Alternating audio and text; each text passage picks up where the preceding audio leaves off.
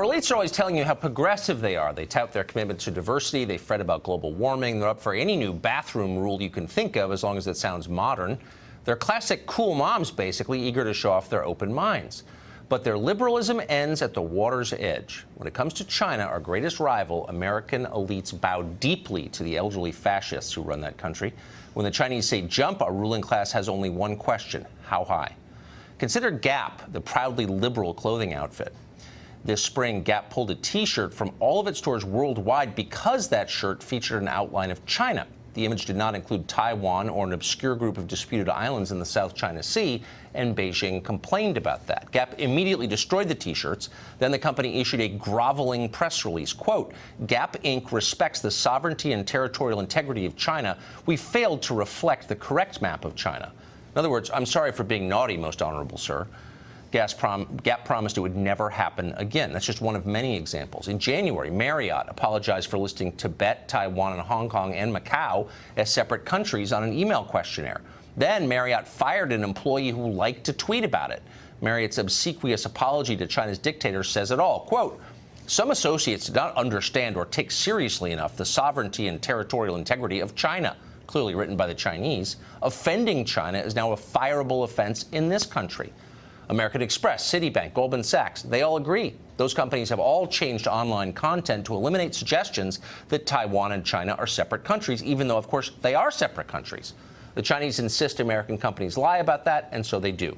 Hollywood's been doing it for years. The movie studios have been obedient to China's rulers probably for more than a decade. Ask Richard Gere. The actor, he says now he has trouble getting work because his views on Tibet offend Chinese officials. In 2016, the movie Doctor Strange, producers cast a white woman in the role of a Tibetan character. Why'd they do that? Doesn't sound like the diversity doctrine at work. It's not, but they did it anyway. Why? Well, the screenwriter explained that casting an ethnic Tibetan would make China mad, so they couldn't. In 2012, a remake of Red Dawn changed the bad guy from China to North Korea. Why? You know, because they didn't want to offend Beijing. How eager are American elites to do the bidding of their Chinese masters? Ask yourself this. Whatever happened to the Dalai Lama? Remember him? He used to be a hero to Americans, especially American liberals. They loved him.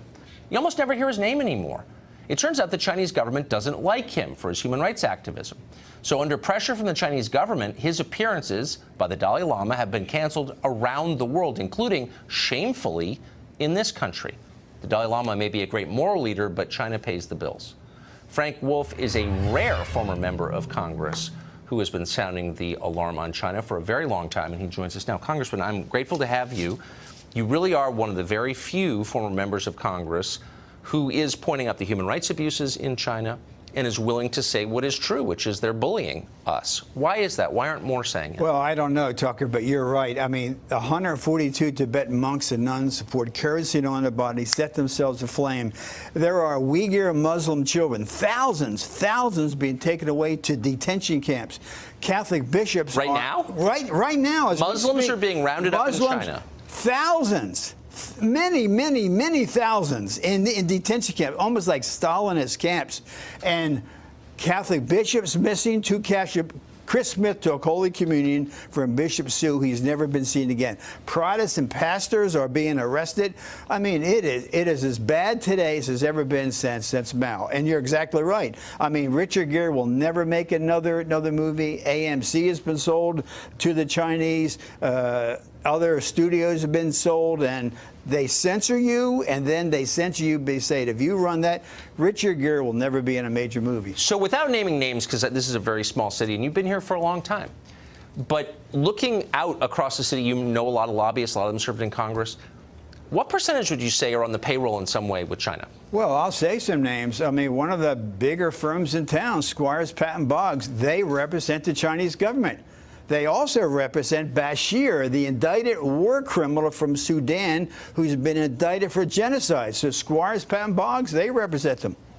So would you say that many different lobbying outfits, PR firms in Washington in some way take money from the Chinese interests? Yes, they do. What's just interesting, during the 80s when I got elected, when Ronald Reagan was here, no company, no PR firm, no law firm would have ever represented the Soviet Union. And now so many are representing China. I mean, for Squires, Patton Boggs to represent Bashir, the president of Sudan, who is an indicted war criminal for genocide, what took place in Darfur.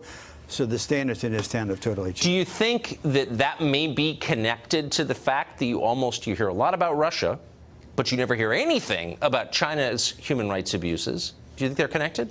The human rights abuses and lack of religious freedom is worse today in China than it's been since the days of Mao. And don't forget, President Xi has now appointed himself president for life.